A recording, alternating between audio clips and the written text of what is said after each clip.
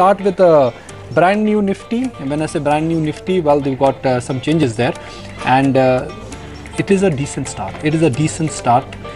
It's a start closer to 9800, and yesterday nobody would have bargained for a level of 9800 on the Nifty. So the new series has started on a decent note. What else is moving higher or lower? Hindustan Construction news on Lavasa is helping the HCC stock, which is at 35 now. There is decent price action in GAIL India, 23 rupees higher for GAIL India. That is the star. That is the real star. JSW Energy 1 rupee higher. Ashok Leyland mighty excited, 119 rupees. Auto dispatch numbers will come out when we'll be away for the long weekend. So a little bit of buying is going to be happening in some of the auto stocks. So that's another win pocket to watch out for. Yeah, that's going to be another long weekend and everyone is smiling, right? So of course, aren't you? After a while. You're going on a 1 year holiday. All we get is just 3 days. So yeah, we have to make do with that. But okay, HCC of course is holding out. Jet Airways as well, wherein ICRA has now revised their LT rating outlook to negative from the earlier stable. I guess this tunes in with the timing of the crude reversal as well. So look out for the entire aviation pack per se.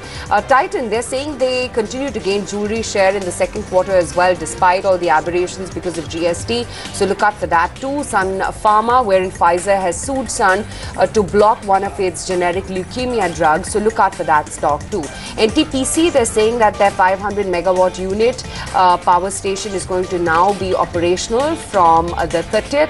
So that's another stock which is in focus. NTPC though starts off just about marginally in the green. I want to see what the big buzzers from yesterday are up to. What with the move coming in on an IRB Infra, JP Associates, or for that matter an ISIL or Indocount, that shot up by about 7.25%. That's lovable lingerie. I'm just going to come to that in just a second. IRB Infra today takes a bit of a backseat. That's currently down. Indocount slowly picking up in trade, and the other one, of course, being JP Associates as well as JSW Energy and Arcom. These were all stocks that saw a fair amount of traction in trade yesterday. Godrej Properties, they're looking to add a new housing project in Bangalore.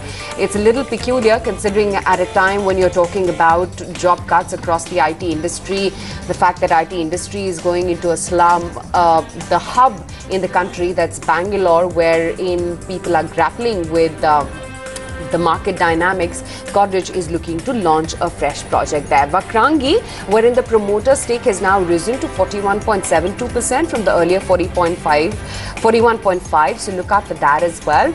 And yes, Lovable Lingerie, wherein the board is now mulling a buyback proposal on October 6th. Look out for that. PNB Housing, that's another stock which is in focus, wherein Motilal Oswal has now initiated the stock with a buy rating and a target price of 1675 on a 12-month basis. That's a nice gap up start for PNB Housing.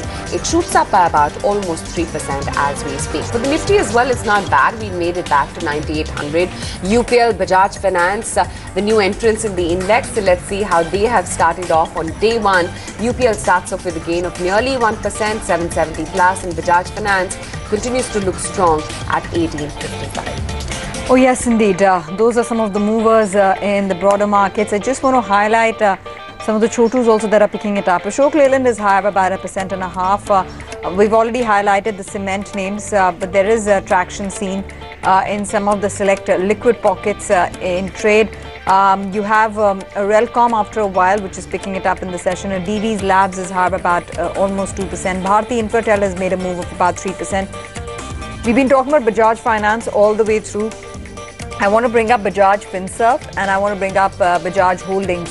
And whether there is a traction seen there, because Bajaj Finserv is picking it up. Bajaj Holdings also off late has done really well.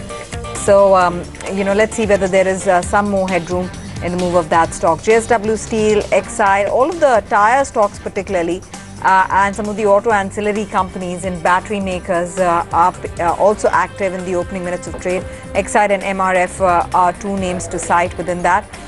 Let's mark some of the mid-cap movers which were in focus on account of news that we flagged off earlier today, and I just want to bring up some of them for the benefit of our viewers. Want to highlight Godrej Properties because of their new housing project in Bangalore. Vakrangi, where the promoter stake has gone up marginally to 41.72 from 41.59.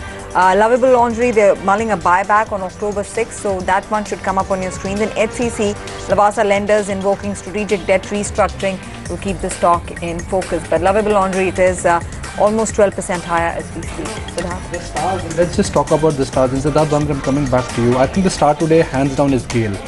Not because of price action, but simply because of the volume contribution. Today, GAIL in the first 5 minutes of trade has seen value transaction which is double that of Reliance Industries. For me, that's a benchmark. I mean, if a stock is trading more than Reliance Industries, that just tells you that suddenly there's an institutional appetite which seems to be insatiable today. HCC, there is a trigger there, but the price action is very, very heartening. And Vedanta, I mean, we've seen a sizable correction in the market. High beta has got punctured, some high beta names have got deflated, some high beta stocks have fallen off the cliff like a rock. But Vedanta 320 has only become 314, 315. It's the last one to fall and the first one to come. And Siddharth, it has to be GAIL today. I mean, I've never seen GAIL, which is considered to be like a boring, old, sleepy gas transport company. Yeah, and you know, you had just asked me to check. There is reason why GAIL is holding out. So there is a unified tariff proposal which is now gaining prominence, and therefore there is scope for material benefits for companies like GAIL. You have the regulator, that's PNGRB, which has released a public consultation document inviting views from stakeholders on the unification of tariffs. Now remember, this follows the Cabinet's October 16th communication to examine GAIL's recommendation for a unified pool tariff whilst approving a 40% grant for its Jagdishpur Haldia pipeline. So, which is why you're seeing such traction on GAIL.